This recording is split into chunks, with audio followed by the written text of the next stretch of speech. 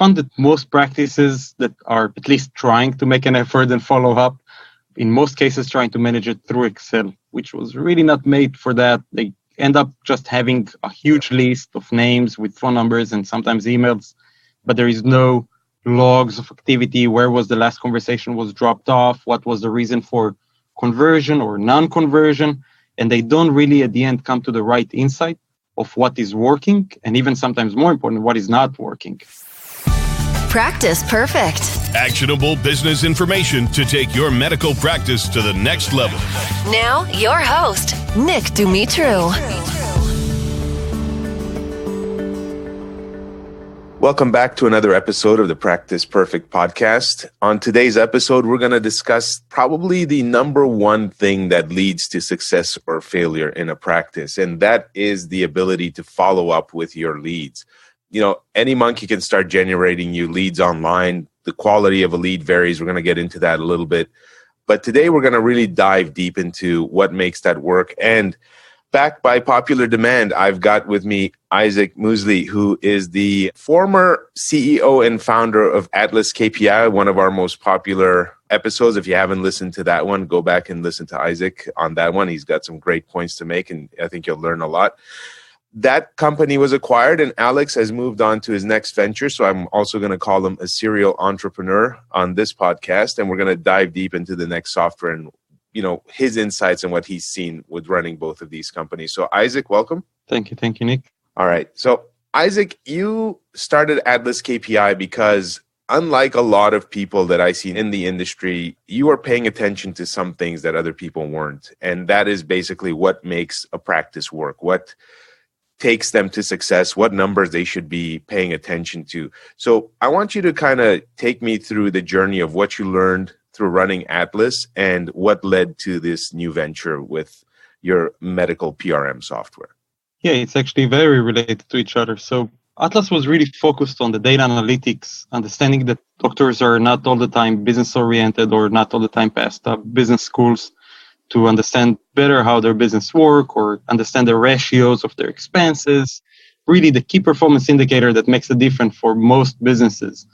I realized while working with different practices that they're very focused on conversion rate, but don't really understand what is conversion rate means or which conversion rate of the process or a process as a whole. They wouldn't be able to identify the process from the number point of view. And that really led me to start AtlasKPI to simplify that process, generate for them dashboards so it will make sense to them what they see in the business, the results that they see when it comes to the bottom line, profits, or even revenue, and understand how is it really being generated from a number point of view that represent the process of that. When I started to work with the practices more and more over the dashboard, I started to notice that really what can make the difference is not even the optimization of the business, it's really the front end of the business. It's all the part of marketing. There is a whole disconnect from the marketing agency that not able to access the EMR or the ability to track the leads activity. And when I mean leads activity, I mean anything starting from where the leads are coming from, which we focused obviously, and later we're going to touch it even more about the qualified leads, not just any type of leads, all the way into full conversion to become a patient and generate revenue to the practice. There is a disconnect between the two, which from Atlas' point of view, all the time I was being asked, one time from the marketing side, oh, we really would like to see it. And then from the practice point of view, oh, I really like to share it with my marketing. Atlas was a dashboard, was not really made for a CRM type of filling up the gap. CRM is client relationship management. And that's really started to lead me into thinking, there is something even greater to solve that can really move the needle from a different angle before even starting to understand the numbers in order to optimize the practice and focus more on the lead generation, understand how it's being generated, what works, sometimes even more important, what is not working, and dive a little bit deeper than just thinking of knowing the lead source, which nowadays lead source is not probably the most relevant figure anymore when it comes to leads. So that's really kind of like how it's related together that brought me to start medical PRM. Very cool. And I think just in that little talk that you just gave, I think you've touched on a lot of big points, which I think we're going to have to start unpacking a little bit. let's just start with the frustration from the agency side. I can tell you as an agency owner, one of my biggest frustrations is definitely the ability to get data in and out of things like CRMs. And for those of you that don't know what a CRM is, it's something like a Salesforce or a HubSpot, some of these pre-existing ones that aren't really built well out of the box for plastic surgery practices. They don't really work well. And a lot of times, I can tell you, I find that it's very difficult to get data. While it may be easy to get it in, it's very hard to get it out sometimes to the point of purchase. So, when you're feeding a lead in, when you're feeding something from an advertisement online, like Izhak was saying, the source of the ad is not necessarily so important. And one of the things I want to unpack is this whole idea of omni-channel, the fact that people go across channels. They'll go to your Instagram, to your Facebook, to your Google ad and do a search, go and check you out on websites like RealSelf, these third-party review websites, and then come back to your website and make the purchase. And it didn't really matter where they sort of like the journey that they followed through. Is not as important where they started as where they end up. What's important is that you're able to track your efforts across those channels and the fact that that channel is making you sales. So you're not, accidentally cutting it out because you thought that it's not producing for you. And as an agency owner, like I said, while we're able to feed in these leads from the various sources, I have no idea if the practice is actually making money most of the time. And the shocking thing is that the doctors don't even know if they're making money. So they'll pull up spreadsheets, they'll do all these convoluted things to try to get to the numbers. But at the end of the day, they don't know if that lead came in and booked surgery and how much money that generated for the practice. And if they do know it, it's because they spent hours and hours digging through these spreadsheets and teasing out that data, which just slows down the whole effort because now we don't know where to scale. We don't know where to get these new leads from. We don't know how to move forward with that. And just not having that data is hindering a lot of practice. And I would say from what I see from the agency side is that's one of the biggest things that holds them back is one, not knowing their numbers, and two, not being able to follow up with them. And Izhak, I want to get into that a little bit more. So let's start talking about your definition of a lead. So what is a lead to you? How do you define it in your system? So there is really, and not getting too technical, but I'm just going to use two different figures for that. One going to be MQL, which is marketing qualified leads, and the second one going to be the SQL, the sales qualified leads. And there is really two types of leads. If we're trying to separate them into two different names, I'll say we'll touch on prospect, which is more on the marketing side. It's to find people that are putting inquiries that you have no idea who they are, that maybe you have only name and phone number, or maybe just a name and an email, and you want to qualify them and then move them over to the other side of the fence, which is the SQL, the sales qualified leads, which where the practices really can start to focus and say, okay, I know that he's a potential patient. I know that if I give him the right information or answer the right answers to his questions, I can make him book consult. And from there, the doctor can take it and convert him into a patient if then he's still relevant. So when we think about leads, it's important for the practices to realize that there is two sides for leads. It's not just one big thing. Any type of phone number that's coming in through the website is not necessarily a lead yet. And I think that that's where I'm also working with practices to understand that there is a two-step type of process. The first one, normally, I think that needs to be on the lower tier and kind of like envision it like a virtual walking patient, right? If somebody just walking into your practice, he's always going to hit the front desk, right? And they're going to ask him a couple of questions. He's going to ask his own questions. They're going to make sure he's actually a potential and he's not just trying to sell them a marketing services or merchant services or anything like that, or new hardware or new machinery.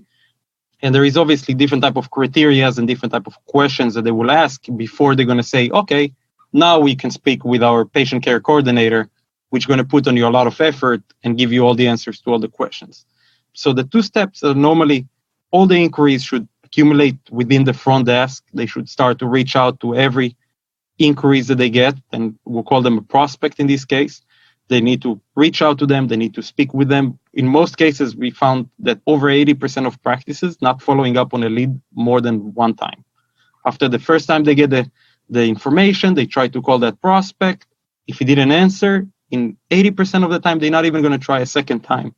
Understanding that a qualified prospect can go up to $400 on average in some practices, right? So it's kind of crazy when you think about it. But if they will start to follow up, and that's kind of like all goes together, right? And we're jumping from one thing to another. But if they will manage the follow-up process to qualify those prospects, all those inquiries that coming in from all the different channels that they have, like you mentioned, whether it's real self or their website or the social medias, and they will try to put an effort and try to make it systematic, to try to make a phone call, then send them a text message if he's okay with that, send them an email, add them to the email dripping campaign that they probably already have within MailChimp or any of those type of engines, reach out to them on social medias, etc. All kind of different methods that they need to try to follow up and get more interactions with those inquiries, understanding that each one of them can be the next patient. All that can happen from the front desk point of view, right? Once it's been qualified, and only then it moves to the patient care coordinator, that then will speak with qualified leads that are potential to become a patient, give them the right answers, understanding that it only takes one wrong answer to lose the opportunity, right? So you want to make sure that the patient care coordinator is actually trained to answer all the hard questions, and then turn them into a consult where the doctor can come, meet with them, and of course, convert them hopefully for a patient. But that's when we speak about leads, it's really the importance of define it as the two sides of the fence. There is first the prospect, those prospects turning into leads. I couldn't agree more. And I want to backtrack just a little bit on the lead things and go even a little bit further up the chain from a marketing agency standpoint, just because I find that a lot of doctors and office managers, they don't really understand the whole online marketing game and how it works. So I want to just clarify a few things in terms of what a lead is and how we define a lead, because you'll talk to people and they'll promise to generate you leads from anywhere from $20 to, like you said, $400, $500 a lead, depending on the type of lead that they're generating and the source that they're getting the lead from. But a lead is not a lead. This is the type of thing where quality really makes a difference, and the way that it's generated really makes a difference. Now, I want to get into some concrete examples of that just from the agency side. So I'll give you an example. One way that you can get a lead, old school way, is to buy a list, right? So you can buy a list of names and addresses and phone numbers of people that may be a good prospect for you, right? That was the old school way of getting leads. You'd hand that to your salesperson. They would do outbound calling. You know, here's your list of leads. Good luck with it. You'd bang the phones all day and hope to get a sale. That's one kind of lead. Now, with the internet and the way that things are progressing these days, you can generate leads with online ads, right? That's the most typical way that it's done these days. You can also get a lead from like a TV source or other sources, but let's focus on the internet. Even within an internet lead, there are multiple ways to get them. So very simple one would be the difference between interruption and search or seeking advertising, right? So when someone is seeking, when they're in a seeking behavior, they'll do something like go to Google or Bing and they'll type in a search term like breast augmentation, Manhattan or whatever, and they will try to find a physician because they are actively seeking, versus interruption advertising on a platform like Facebook or Instagram, where people are not really looking for anything. They're there hanging out, spending time. And this is called interruption marketing because you are interrupting their flow. Typically, they're bored. They're looking at pictures of family, cats, travel, whatever it might be. And then you can get in their face and get their attention. And it's a very powerful form of advertising. But that type of lead can be a little bit colder because they're further up the buying cycle, right? Like everything's a journey in terms of when someone wants to do a procedure and when they actually go through with the procedure. Think of that as a journey, as a roadmap. And if they're further away from their goal, right, because they're no longer seeking, they're not right there at the end ready to go, they may be interested, right? So that type of lead is a little bit colder. We call that a colder lead versus a hot lead, which is ready to go and ready to book surgery.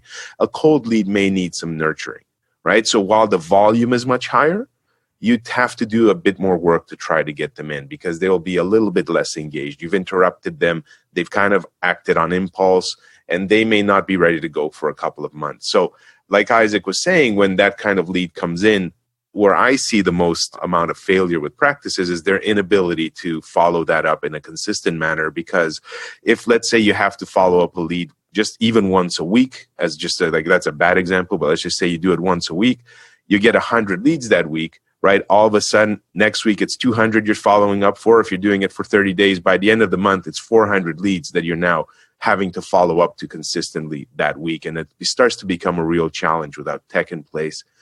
And just to finish off that conversation, I want to give you one last example of a really cold type of lead, right? So you can get people to fill in online forms, but there's a big difference between what Izhak's getting at with a marketing qualified lead, which may be a person that has filled in a comprehensive form, right? So that's just a simple example, someone that's put in the extra effort to tell you a lot of information and give you a lot of feedback versus, let's say that we run a contest for, like win a free session of Botox or free injectables, to take care of your wrinkles. We're going to have one winner. Well, you might have 1,000 people fill in that form.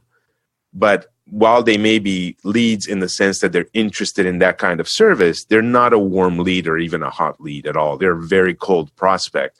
And the point of all of this is that a lead isn't a lead, right? A lead has to be qualified.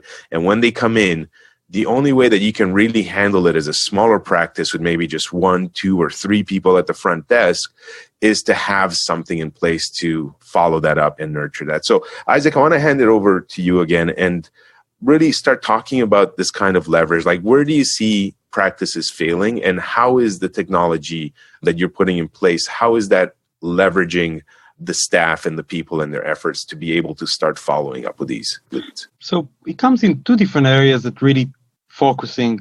I found that most practices that are at least trying to make an effort and follow up, in most cases trying to manage it through Excel, which was really not made for that. They end up just having a huge list of names with phone numbers and sometimes emails, but there is no logs of activity. Where was the last conversation was dropped off? What was the reason for conversion or non-conversion? And they don't really at the end come to the right insight of what is working, and even sometimes more important, what is not working. In most cases, they just end up with a huge list that nobody knows when was the last time somebody talked to them, or if they were added into the email campaigns, or if they were trying to text them, and they don't come to any consistent process or recipe, I'll say, that say, okay, when a lead comes in, you need to call them right away. Then if he didn't answer, call them again later on that day or first thing tomorrow morning, send them a text message, send them this email. And that's what we found that works the best to get the response back and convert them into a patient or qualify them. It just doesn't work that way. And there is no system. The EMRs do not have the ability to log activities. They are made for exactly what they are, for the electronic medical record, right? Once the lead ready to schedule an appointment, only from there on, really the EMR kicks in, and some of them doing great job, right? Some of the others. But anything before that is really untrackable. People are not tracking it. So medical PRM, what I develop is really the tool that help them not just to understand what works and not working, but generate and populate all the marketing information that agencies need in order to understand the different type of campaigns, if it was a promotion that triggered them to come in, or if it was a Google advertising that pushed them to come in and not just the website form, right? Like you mentioned before, it's the entire journey, to understand the journey of how they end up coming to that website to submit that form, or how many times they're visiting the website, or if they came from a paid advertising or if they came from organic search, but also to be able to enforce the activity, the log of every activity every touch point that was made for that prospect to qualify them, every touch point that was made by the patient care coordinator to move them forward, to schedule the appointment. And then if there is no appointment at the end, or if there is no conversion, or if the lead is not qualified, then to also log the reasons of why not, so they can stop to spend their money and help their marketing to become more of a sniper type of marketing, and not just blasting shotguns to everywhere and spending the budget of the marketing everywhere. The goal of the entire game is all the time to optimize and to improve, use the data, so your marketing can really start to narrow down the procedures that you want to promote and bring you the most qualified people for those, and not just blast all social medias and spend all the money inside Google advertising that will generate to you, definitely will generate to you a lot of inquiries, but probably not to the things that you want, and not maybe the highest qualification for those. And not necessarily on the bottom line. I think that's the point that a lot of these doctors are missing, is that they get starstruck with the inquiries coming in. Everybody feels really busy. But at the end of the day, I found very few of them know exactly where the money in the bank account came from exactly. Right? They know it's from their business, but they don't know exactly what generated it. And they're just happy to, for the phone to be ringing and for them to be talking to people. Exactly. So, Isaac, you hit on a lot of big points, and I want to backtrack. Again, a lot of the people that listen to this podcast are physicians, they're office managers, they're maybe not necessarily trained in marketing and business. And I just want to make sure that we go step by step so that everybody understands the importance of this, because you make some very, very big points very casually. And I get it, but I want to make sure other people don't gloss over that. And one of them is that the point that you made with the staff, where the staff they don't have their processes in place. So you end up with anecdotal information. And I find this in a lot of practices. Like I always tell when I talk to a doctor and they're telling me, that we've tried something and it doesn't work. I said, well, hold on. Why doesn't it work? Because I'll never forget this story. I went to a practice, and one of my first steps typically is to try to raise what the physician's getting, because that adds to the bottom line profit, right? Like a $500 raise in your services can sometimes double some of their bottom line profits if they're only making $500 on the actual procedure and profit. So I always look at profitability first. And what I do is I just start adding it up. And then one of the staff said to me, well, I don't know. A lot of people don't like these new prices. They're complaining. I said, really? How many people? How many did you call? Well, a few. I know exactly, like how many phone calls did they have? Well, it was one. Oh, so one person complained, because the staff, they bring their own bias into your practice, right? Like their own life experience, their own upbringing, whatever their parents did to them to make them think a certain way. They bring that to the practice. And then as a physician, because you're not there, the physicians typically, you're busy doing other things, preferably surgery, or you're in seeing patients or follow-ups, right? Or seeing actual medical cases if you're a hybrid model where you're cosmetic and hospital. You're busy doing medical things and you're relying on the staff to give you that feedback. But as a business owner, when you take off the doctor hat and put on the business hat, as a business owner, you can't rely on anecdotal information. You need the hard data, right? You would never introduce a new drug if someone just said it looked like it worked well, right? But I find very casually the doctors will listen to the office managers and just take their advice, right? They just take their word for it when they don't have any actual concrete proof. They don't record calls. They don't record data. They just pay out for advertising and basically listen to the staff. And because the staff brings their own insights into it, then you end up making the wrong decisions, right? And then there's a lot of frustration. And then I end up hearing, oh, we've tried that and it doesn't work. Well, the thing is that you don't know what you've tried and you don't know how you tried it, because you're just relying on one data point, which is an opinion. And you remind me of a saying that we used to say in Atlas all the time, and it's a very known, it's not ours, right? But without a data, it's just another opinion. And we always used to go by that. Anytime that somebody was trying to argue anything within the company or even with clients, if you don't have data to back up what you tell me, you most likely just had one bad experience that made you to come to this conclusion. People are very emotional. We're normally going to remember the bad things, the bad interact, the client that complained, not all the other clients that were super happy from that. And that's what we later going to take forward and make the decision based on it, which is, it's the wrong decision in most cases. It's very emotional. It's very loaded. It's sometimes just one client that was very loud and complained very strongly about one thing. And then you take it and put it across everybody else, and you really damage your business this way.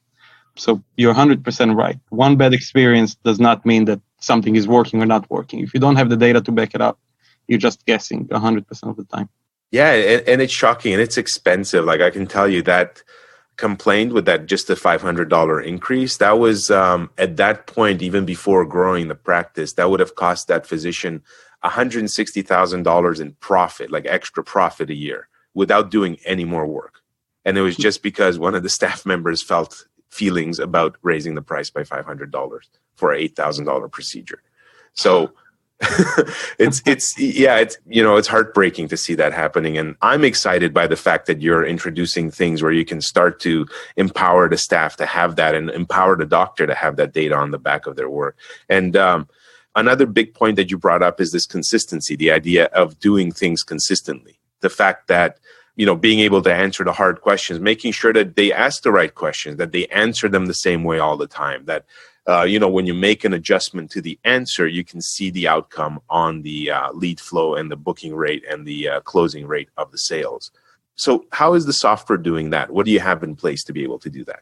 So I first started the communication. I'm making a lot of predefined type of activities. So it's a lot of drop downs, not just free text. So people cannot just do whatever they feel like, And that's kind of like number one mistake when you're not consisting is to give people the freedom to just make up things. You need to keep them inside guidelines. So most of the system is defined by predefined activities. So when you select, I send them an email, you need to select which of the emails. I send them a text. Which text did you send them? So there is no many places. There is also, of course, places for notes, for additional stuff, because there is always corner cases. Not everything follow the 80-20 rules. But for the most of cases, you'll be able to keep them, if you follow up the right way within the system, you'll be able to keep everybody in the same line. So like you said, you'll be able to see exactly what works. And you can say, and you can define, and you should use your marketing providers because that's where the knowledge needs to come into place. How many times should I try it before I conclude whether I should change it or whether it works, not working, and then how to improve it? And in marketing, and I'm sure you're going to agree with that, there is the A/B testing, right? Everything is the A/B testing. Before you can conclude anything, you have to test it at least one more time in a different angle to conclude which one is a better way, right? Even if something is working, maybe there is a better way of doing it. And the same way works with processes. So when they give the same answer all the time, maybe there is a better answer to give that will generate more results. But you first have to analyze what's the result from answer number A. And that's really how the system has been developed. So most of the things are predefined. There is not so much place for, I told him X and Y and he asked me Y and Z. In most cases, 80% of the time, clients or prospects will ask the same questions. I'll recommend to every practice to predefine the answers that they want to give, the emails that they want to send, the text that they want to submit, the social medias that they channels and they want to go after those clients and prospects so they can communicate with them and interact with them. Many marketing tools and marketing engines will allow you to define dripping campaigns and move them between the different campaigns that they will get. So it's different predefined emails that they will keep getting based on if they opened the email or didn't open the email, right? And if they open the email, they will start to get a different chain of emails. And then you can also test which chain generate them to come back. And the same way it works for prospect and leads, the same way you can bring in existing and established patients as well. So the whole methodology can work on all angles and can really move the needle in so many different areas of the business, whether it's to increase the number of qualified consults that they get. So the people that actually sits in front are way more relevant and much more potential to become a patient, which obviously is going to right away benefit your conversion rate and will generate for you the more specific procedure versus if you like to do more rhinoplasty or liposuction or breast augmentations, you'll be able to, the doctor will have the power finally to say, I want to get more of that procedure, more consults of that, and not just random people coming for any type of things. That will benefit directly the revenue, the profits, and the final and probably one of the nicest things is to improve your marketing ROI, where your budget of your marketing will generate for you more money at the end. And I think that's really where it's trying to pinpoint everything. Yeah, I couldn't agree more on that. And I mean, you touched on that point just now about predefining the questions that patients ask. And I got to tell you that, you jogged my memory because I have to say that that's probably the number one thing I'll see in any practice that's got more than one person picking up the phone is that there's zero consistency in how if there's two receptionists, they do things very differently, even between the two of them. And it's not just them. Even in a practice where it's just one receptionist, and you would think you would have some consistency, because things are not predefined, it's really relying on her mood and whatever she feels like saying that day. And there's no checklist in place. There's no predefined answer. There's nothing that she can go to really create that consistency and have that flow. And I'll tell you, as a marketer, the issue that I have with that from a marketing standpoint is that it throws off my A/B testing on the other side, right? So you're talking about A/B testing within your software, which, by the way, that just made me super excited. Like, I can't believe that you're even thinking that way. I've never seen any kind of software think that way in terms of A/B testing these processes, which is critical, absolutely critical. But going back to the marketing side where, yes, I do have the ability to A/B test quite easily, A/B test landing pages, messaging, headlines, images, ad types, ad targeting, delivery targeting, all that stuff we can A/B test and it's fantastic. But here's the thing. If that is going on, and then the receptionist is doing something wrong. Like if I'm doing a click to call campaign, right, and I'm trying to track how many calls I get and how it goes, her ability to book that day and her consistency, right, is the number one factor that's going to determine the success of my A/B test. So it throws all that off if the back end variables are not in place and they're not static. And that's a huge mistake as well, right? And again, it introduces what I would call pollution in the data. And it gives you data that's just dirty and not useful. And you can't know where you went wrong, right? So you end up screaming at the marketing company when really it's your staff and you've got no idea what the staff is doing. Whereas if we could keep those in place, right, and start having that consistency with the software and having the data on the back of that, I think that it'll, also improve your decision making on the marketing side and ultimately enable your marketers to do a better job for you, because a lot of agencies, they just want to get your results at the end of the day and keep you paying. They want to do a good job for the most part, not all of them, but I should say for the most part, they want to try to do a good job, and it'll help them do better for you as well. So I think that that's important. Izhak, another thing that you brought up, and it got me excited, and I didn't touch on it on the when you previously just spoke, but it's this idea of data versus insights. And I find that a lot of people that bother to track, right, that are even at that way, which I'd say is like 1% to 2% of cosmetic practices that have gotten even to the point where they've got a spreadsheet and are kind of aware of what's going on, even though it's painful. They've got this data, and I'll define data as numbers, like let's say 25% or 30% closing rate, right? They've got this data, but they don't have the insights. And what you said there about being able to take notes and give you the reasons why and why not. Talk to me about where that came from and why you put that in, because I know as a business consultant, I'm always looking for that insight. I'm looking for the story behind the data, and I want to know what led you to that and why you built that in. Yeah, that's obviously the nature of what I do is always data, right? If it starts even from Atlas, it's just the way business works. Knowing what works is only one part of the equation. If you don't know what's not working, you can really spend so much effort and money in one place and not understand that you can just take that budget or take that efforts and put them into the other side of the equation and double your performance. So the importance of the insight is more than just, like you said, just the numbers. The data, yes, it's nice to have. It's great that they fill up in Excel. But if they say, oh, my conversion rate is, and I'm going to take the number that a lot of people like, 70%, right? Which we know it's most times not correct, but we'll touch the 70%. And you say, oh, why is it only 70%, right? You can challenge those numbers that you get from the data. You can do that only when you have the insight. If you don't have insight, you can really not challenge the number. You just have to agree and accept it the way it is. And for me, as an analytics side, it's the hardest part, right? Just to accept the number the way it is and not ask, why is it like that? Can we get it better? Can we do a better performance on this? How can we improve that number? Or why is it so bad, right?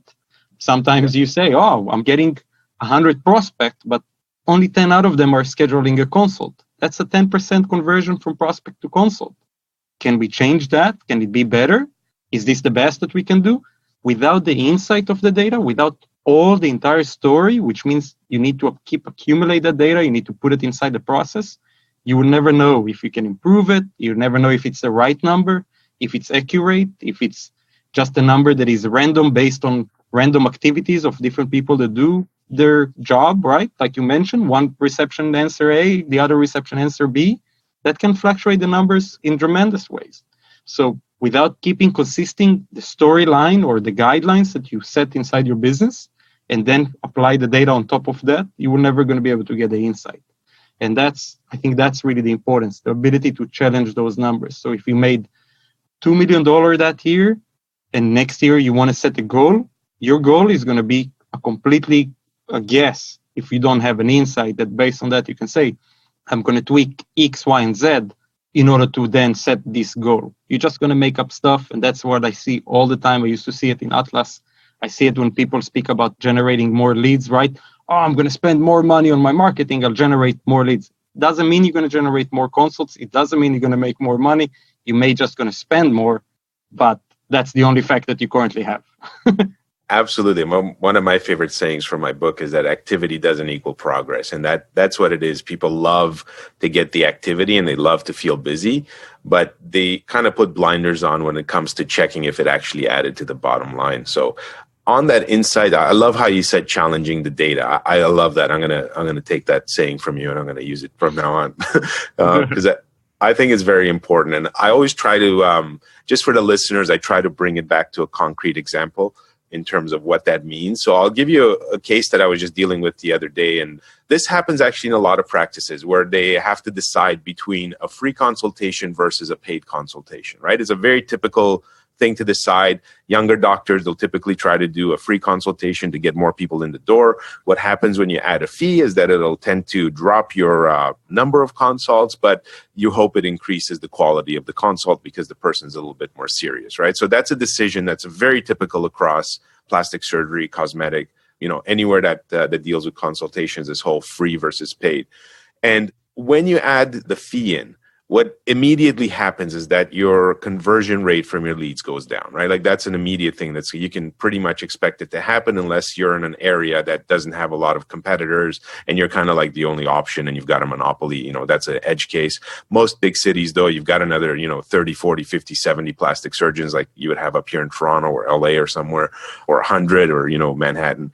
So in those cases, what will happen is that your number, the data will go down, right? So if you went from like a 50% or 60% conversion from lead to consult, it'll drop down to 40 or 30, whatever it is, you'll see a drop. And then it's very hard to know where to move forward. So this is where I see people getting stuck without the insights. Like when you say you can't challenge that data, yes, it went down. Oh, woe is me, our consults went down. But the question then becomes, of the ones that came in, did more of them book surgery? So are these people that are paying the consultation fee more likely to convert into paying clients that actually book surgery and pay you for a surgery? So are you making more money on the back of those consults? Or were you making the same amount of money on the back of the free consults? You're getting the higher volume, but then was the conversion to surgery the same, right? And when it drops then, the question starts to become, why is the drop? So here's where the insight comes in, and this is where they get paralyzed. Oh no, the consultations dropped. What are we going to do? The only option, it's usually just an on or off switch for most of them, right? It's like, boom, either consultation fee on or off, right? Because they're just at the beginning of that stage. And without the insights to know, what is the objection to the price? When you go to, tell them that it's $100, $200 consult fee, what is the objection? What's the story behind that? What are they saying? Oh, they don't want to pay? Because oftentimes it's not the money that's the issue. It's the fact that your sales staff didn't do a great job of selling the consultation and the procedure. And then if you've got that insight and your sales staff starts to say, well, they don't want to book. Okay, well, ask this question. What's the issue? What is the answer that they're giving you? Now you start to get the data. And then you've got ways that you can start to adjust. And then you can, like you said, put in those places that you can start to A/B test and those standardized answers and empower your staff to really convert more of those people and then bring that consultation number back up. But when you've just got a hard, percentage number, you've got nowhere to move from there. It's pretty much, either on or off, and then they get paralyzed and don't know what to do. So the fact that you guys are thinking about that just from a business development standpoint is very exciting for me as a consultant. The fact that I can think that I can give this to the clinics that we work with and the practices and the plastic surgeons that we work with and tell them that they've got that and empower their staff to have that data. And then I can get that data fed back to me as a consultant really lets me do a better job for them as well as them doing a better job for themselves. So I think that that's fantastic. Yeah, and I think you gave a great example. I think it's a classic example of many practices that have this challenge. I used to be asked this all the time in Atlas, and there is really, without a clear understanding of the operation and the processes, it's very hard to consult them whether you should or shouldn't charge for a consult, right? You need to understand the staff, and that's part of what we also develop inside the system. Everything is user-based, so you can really see which front desk user or even which patient care coordinator interacting more or what type of activities they're applying that then benefit later the performance to the good or the bad, right? So then you can know which person you need to improve more. So if you see that most people that coming for Botox, let's say inquiries, and speaking with that front desk representative are likely to book less appointments after that, versus the other, let's say the second front desk person that you have that getting a Botox and have a higher number of consults booked, you know that you have a training issue. You know, you need to go back to that same rep and speak with them exactly about Botox. You know exactly for what reasons you need to speak with them. If you see it's a male versus female, so you get, that's really the insight that you'll be able to get by logging it correctly, by applying the right technology to log all those different type of inquiries and applying all those resources and efforts to, at the end, try to generate more revenue to your practice and grow the business. So like you said, it's to test all the time, to always challenge the numbers and always improve the process. That's the name of the game. That's really running a business. Yeah, absolutely. And I think we could talk for hours on this type of stuff. And just for the sake of brevity, I want to try to keep these episodes to like 45, 50 minutes, typically under an hour, just to give doctors a chance to listen on their commute or, when they've got a spare few minutes. So I think we could go like really deep into this. And you guys that are listening to these regularly, you can bet Izhak will be back because we've also discussed a few other ideas that I think we'd love to touch on together. But Izhak, before we wrap things up on this, what I'd like to hear, because when we talked offline about this stuff, you were telling me about some features that, frankly, just got me extremely excited. So I want to give you the opportunity to just tell everybody, if you had to narrow it down to, let's say, 1 to 3 features or 4 features that you think are killer features in terms of moving the needle, because I'm really all about growth and expansion and getting people to have the life that they want with their business. What are those features? Walk me through maybe the top 3 or 4 features that you think will really move the needle for these practices that you guys are doing that others aren't. I think I'll start probably with number 1. It's the sense of urgency, that ability to integrate and embedded forms inside the website. So when a lead come in, when you get an interaction from a potential prospect, you get notified and you notify the right people inside the practice. So right away, they can jump on this opportunity and try to make a contact. Remember that the person is probably browsing multiple different websites. The first one, it's kind of like first come, first take, right? The first practice that's actually going to reach out, going to have the best chance to give the right information to be able to win that opportunity. So the system have the ability to notify the people right away. The moment they submit the information on the website, right away, your patient care coordinator, your front desk, the doctor, anybody in the practice can be notified, whether it's a text or even an email. So right away, they can reach out back to the lead and provide all the information. First, I just want to tell everyone I love that part of it, because there's something called buying momentum. Whenever you're selling anything, some people, they get into, not some people, buyers in general, whatever they're buying, they get into a velocity, right? So you've got this buying velocity, the momentum, and that carries them through to the sale. And if that's interrupted and it's not timely, like Izhak is saying, you really lose out. So if you're waiting till the next day to call your prospects because it's coming in by email, like I've gotten one case where they're literally having to refresh the email every few minutes just to see if the lead came in. That kind of thing is really killing your practice, because what Izhak just said there is huge. And a lot of people don't realize this.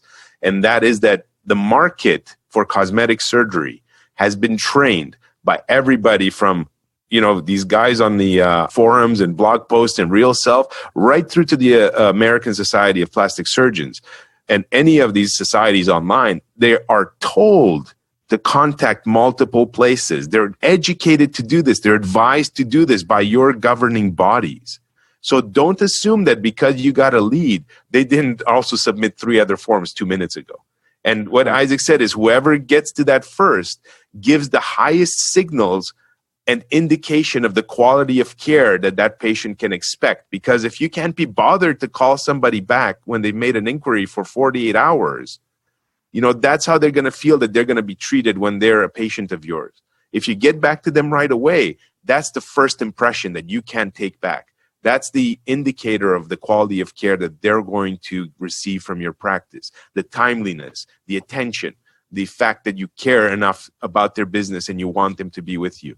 Right? So that's something that a lot of people just take for granted, and they don't understand that you're in a competition now. You're not alone. This isn't, this isn't 15, 20 years ago when I started, when plastic surgery was kind of novel, and then you had a couple of options. And if someone called you because they found you online, because SEO was a brand new thing, and you happen to be dominating on Google or whatever, Excite or Yahoo or whatever was top of the pack back then, that they weren't calling 5 other places. But now in this day and age, when the age of instant communication, they are calling multiple places. So feature number one, I think that's killer. Don't underestimate the importance of that. So I'm going to hand it back to you, Izhak. Feature number two, go.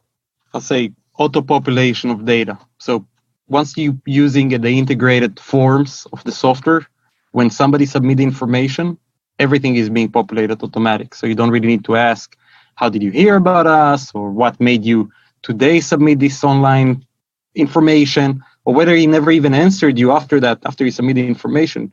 All that marketing data that later conclude what works or not working completely populates automatically, whether you paid for that lead or he found you organically or any of those. So I think populate the data automatic and not need to start typing inside Excel in a consistent manner is one of the most important things and saving a lot of hours and time for many practices. That's another big one. So I'll tell you, I'm laughing because it's just you take me back through a time warp, like right back to the beginning of my career and when I started all of this stuff. And the classic way a lot of people are still doing it with spreadsheets now is, how did you hear about us? Yeah, well, I can tell you that the accuracy of that data is absolutely non-existent. I was trying to think of a clever analogy, but I couldn't come up with one. But it's just non-existent because, first of all, you're asking that patient to do the work for you, right? So you're relying on their industrialness, I don't know if that's a word, but you're relying on them being willing to do the work to try to remember to tell you how they heard about you, not just default to Google. Oh, I did an online search. You don't know that. You don't know. They may have clicked on your ad, right?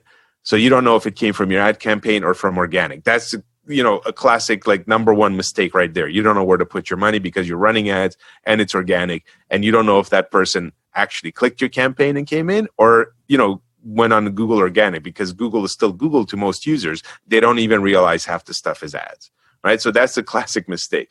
The second one is you're relying on your staff to actually ask that question in the first place and them not default, because most practices don't record the calls and they don't track for accuracy to make sure that the staff is asking that in the first place. And you're introducing human error on a second level. So now you're sandwiching the human error for a really tasty error sandwich there because they're not doing anything accurately. So the client may not give you the right answer, and then the staff may not answer. And then because they forgot, they just default to whatever the most popular one is. And I guarantee you it's going to be either referrals or Google, 100%. So auto-populating of the data where the machine's doing the work and giving you accurate data, I can't say enough how important that is. So feature number two, again, that's killer. That got me excited when you told me the first time as well. So I'll hand it back over. Okay, and I'll give you the last one, which is also the nature of where all of it leading to the end. And we talk about the insight and we talk about analytics. Of course, the reporting side, where just by doing the regular work, the work that they do today, that just by using the system, they will be able to see the ROI on their marketing. There is ability to enter all the different campaigns, or even if they just want to enter how much they spend on marketing this month, if they don't want to break it down to the campaigns and the different promotions and the different coupons that they're applying out there, they can do that as well. So they can see it on the lowest level degree, but they can also see it from a very high level by just entering how much money did you spend on marketing, and then by see who are the patient and for what procedure that they converted for, earned from them, they're going to be able to get the ROI for the marketing. They'll be able to see the customer acquisition cost, so how much they really pay for a lead, for a qualified lead, or just for prospects. And the last, obviously, the conversion rates. They'll be able to see how many leads schedule a consult, how many consults turn into patients. And that's just few of the numbers and the figures of the analytics side, not including, of course, all the different type of logging of the activities of the front desk, the patient care coordinator, the different provider, different locations, different procedures. But all of that, of course, is built inside the system. The data is there, and from past experience, I kind of know how to use it in trying to benefit the practice the most. You've got a little experience there. Yeah. A little bit. Just for you as business owners that are listening, I'll tell you, Izhak, again, he hit some of these very big points very quickly that I want to make sure that you don't gloss over or miss. And one of them that he hit there is really having those essentially, what I'd call red flags, your data, your dashboards. Those are really the things that you can keep an eye on your business as a like a 30,000 foot view of your business as a business owner, right? Between surgeries, before you do, your end of day, you can just have a look and really see if those numbers are off, right? If you know what the mean is, if you know what it is on average, and you see that something spikes either up or down, as a business owner, that's a trigger for you to look into why that's happening. Because, if it's good, if it's spiking up, you want to do more of that. If it's spiking down, you want to see what's wrong with that process. Or, like Izhak just said, the difference between maybe two of your consultants or two of your receptionists. Hey, what's going on with them? Did something happen in their family, something in their personal life? Or have they stopped following the procedures? What's changed? And let me dig into that. And why that's important for you is because you can plug a hole very quickly, right? Before the ship goes down. You sprung a leak, you can plug it, as opposed to kind of waiting until you're waist deep in the water and about to capsize. And that's why that's important as a business owner. And I want to make sure that whether you use software or not, that you're starting to pay attention to that in your own practice. Yeah. So, Izhak, I'm very excited about this software. I know my clients that I've spoken to about are excited about this. I know the industry is going to benefit tremendously from it. I'd like to ask you, first, I'd like to ask you if there's anything I didn't ask you about it that you feel is important for everybody to know. No, I think we covered the most of the importance.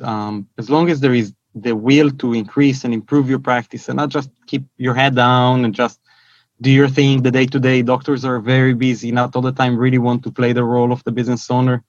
That's really the way to make things very easy and keep increasing and keep improving the business in the most easiest way. They can delegate it even to the office manager to look at the dashboard, look at the numbers. Marketing information, sometimes you need to review, not even on a daily basis. Sometimes marketing strategy can take 90 days to start to see really results. By the time people make decisions, it takes more than just one banner one time for a potential to actually submit information. You need to pop up in multiple places. So it's not something that they need to do on a daily basis all the time. Some of them can. I don't want them to think that they now need to learn how to become a specialist of marketing. They can use a system like that just to close the gap between the unknown of the marketing agencies shooting today in the dark to a well-known and understanding the data. Just if the marketing are making sure they use it and making sure that their front desk and their people are actually maximizing every opportunity. It's their own benefit to do that, right?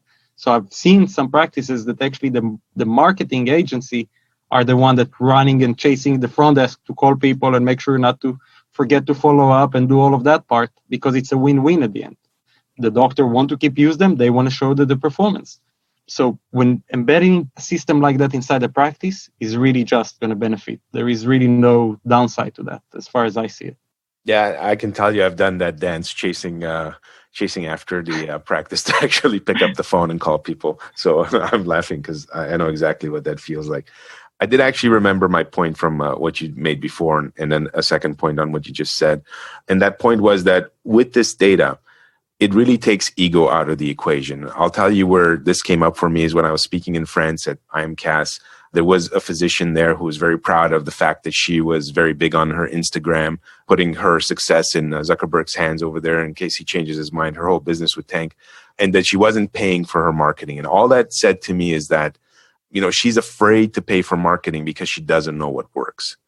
Because if I told you, you give me $1,000 and I'm going to hand you back $2,000, how many times a day would you want to do that transaction with me? You'd want to do it all day long. And that's what marketing does for a business, right? You hand out some money, you go to the traffic store, you buy some traffic from Facebook and Google, and then they hand you back some money. And then you do it over and over so that you can grow aggressively and consistently and predictably and under your control. So that's what this software does. That's what having these numbers in place and easily accessible, where, like Izhak said, you can empower your staff to do it, where you're not having to hound them all the time, where you can all look at the same data very quickly and just say, hey, guys, this is what our goal is. This is what our target is. Go make it happen. That empowers you to use your staff and their intellectual ability to its full capacity, which is extremely, extremely important. The other point that Izhak made is just being able to keep an eye on, like he said, your spend. So I'll tell you a quick story with one of our larger clients. We took over the Google campaigns from a previous company. And what Izhak said about some stuff taking 90 days, it's the nature of the industry where it just takes time. This isn't an e-commerce transaction.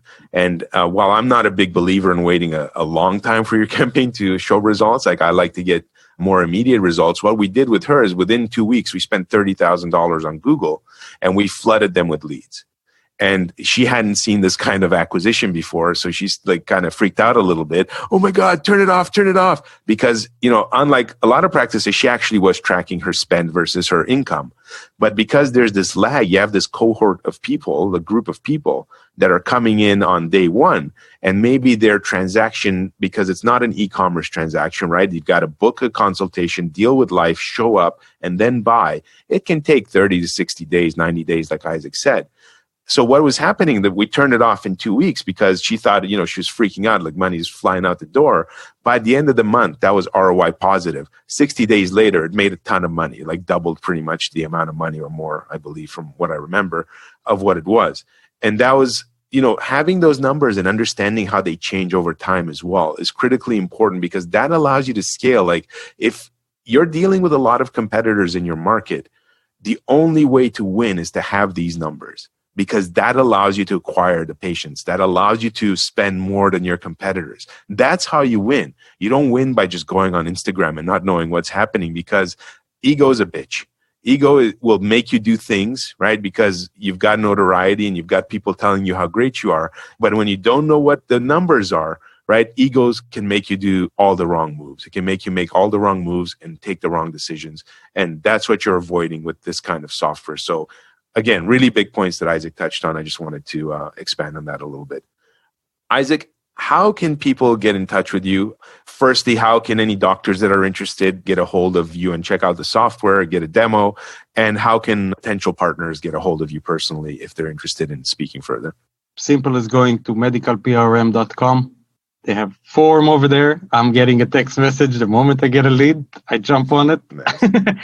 Just like I preach what I practice. That's probably the best way for partners and for potential opportunities. It's in early stages. I'm not sure at what date they are listening to this podcast, but at the moment it's December and it's pretty early stages of the system. So more than happy to discuss with potential partners, potential clients, get feedbacks, give my own, and grow it from there. Beautiful. Okay, so guys, I'm going to put these in the show notes. They'll show up on iTunes and Google and on our website, obviously, at thinkpaces.com. Grab the link from there. Contact Izhak if you didn't type it in from the actual podcast.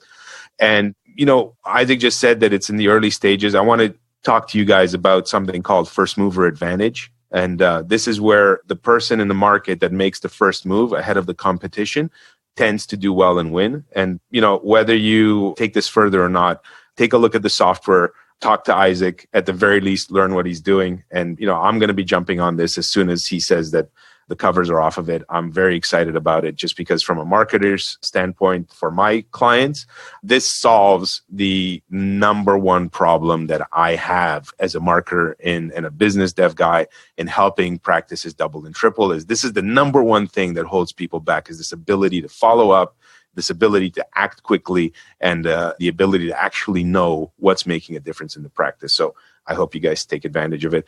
Izhak, it was a pleasure as always. I want to thank you for joining us. And, I have a feeling everyone's going to be hearing from you again. That's for sure. Thank you. Looking forward for the next time. All right. Thanks, everyone. And I'll see you on the next episode. Thanks for listening to Practice Perfect. I hope this episode's given you a lot to think about. I hope you've got actionable ideas that you can take back to your practice and go back and make changes, make improvements, and take it to the next level. If you want show notes and additional help and advice and articles on how to grow your practice, visit us at thinkbasis.com, where we hold the podcast. That's thinkbasis.com. Or just Google the Practice Perfect podcast and you should be able to find our podcasting page. Have a great day. Have a wonderful week. And I wish you all the best with your practice. Go out there, make a change, and make it happen.